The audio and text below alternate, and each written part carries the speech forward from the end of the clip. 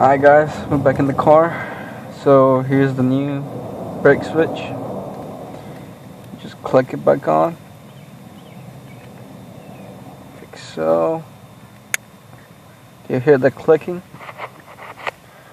Then when you do, you just go in here, you see where it's going? It's not going down like this, it's going up to the side.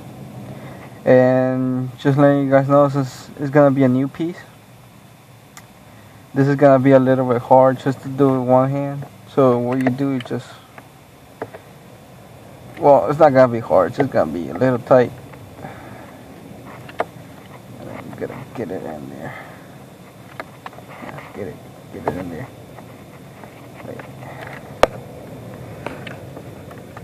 Oh, it's hard doing this with the camera.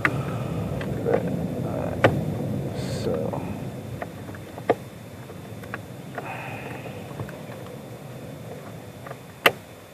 alright, see how it is?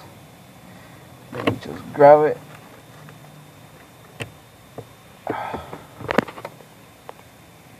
Alright, and you twist it. See, it's going. Twist it down. Don't do it too hard. You don't want to break it. You know. Make sure it's tight in there. Make sure. Alright. So. Now. I can't see it. See how it's now? It's going with the brake pedal. Oh, I can't move it no more because I got the car off. So, yeah. But now it's making good. Now it's all good.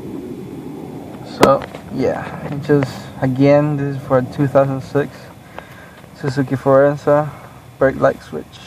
And I'm out. Hope this helps.